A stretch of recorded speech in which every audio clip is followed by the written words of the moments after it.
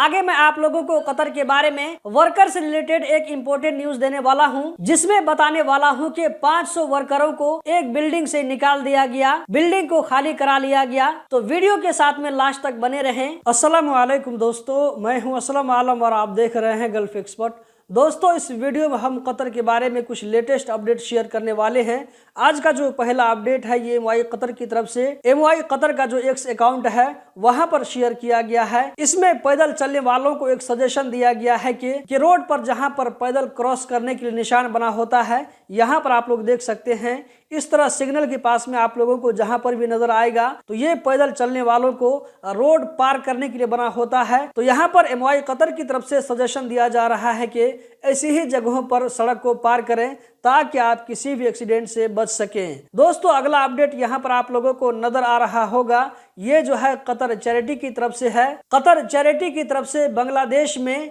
11,000 यतीम बच्चों को विंटर बैग तकसीम किए गए। दोस्तों, अगर आप इस वीडियो को गल्फ कंट्री से देख रहे हैं तो वहां पर आप लोगों ने एक कप के बारे में जरूर सुना होगा, गल्फ कप 26 जो कि कुवैत में हो रहा था। तो इसका जो है फाइनल हो चुका है।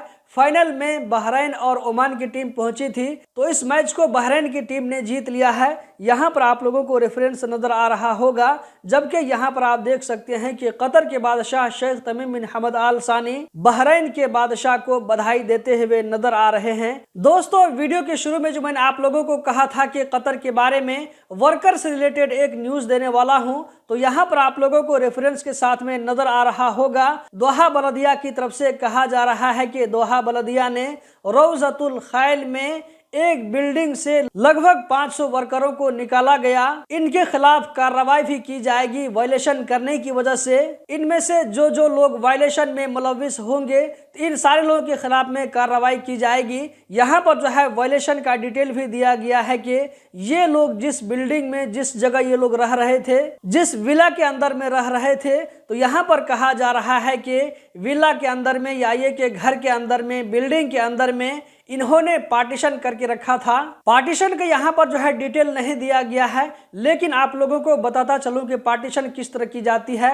मान लीजिए प्लाई बोर्ड को काट करके बीच में दीवार डाल दिया जाता है, अलग अलग रूम बना दिया जाता है, तो यही वायलेशन है। इस तरह का काम अगर आप बलदिया की परमिशन के बिना करेंगे तो ये वायलेशन में शुमार होता है। इसी के साथ साथ यहाँ पर कहा जा रहा है कि उस घर के अंदर में, उस बिल्डिंग के अंदर में कुछ इस तरह की एक्टिविटी हो रही थी, इस तरह का जो है वहां पर बिजनेस हो रहा था, खरीदो फरोख्त हो रहा था जिसका लाइसेंस नहीं था। इसी तरह उस बिल्डिंग के अंदर में जा बजा स्टोर बने हुए थे, यानी कि जहां कहीं पर जो है सामान रखा हुआ था। इसी के साथ साथ यहाँ पर कहा जा रहा है कि उस बिल्डिंग में जो खाना दिया जा रहा था वो जो है सेहत के लिए फायदेमंद नहीं था, नुकसानदेह था। यहाँ पर डिटेल नहीं दिया गया है, लेकिन डिटेल इस तरह हो सकता है कि जहाँ पर खाना बनाया जा रहा हो वो जगह साफ सुथरी नहीं होगी, जहाँ पर लोग बैठ करके खाना खाते होंगे वो जगह साफ सुथरी नहीं होगी, किचन बाथरूम गंदा होगा।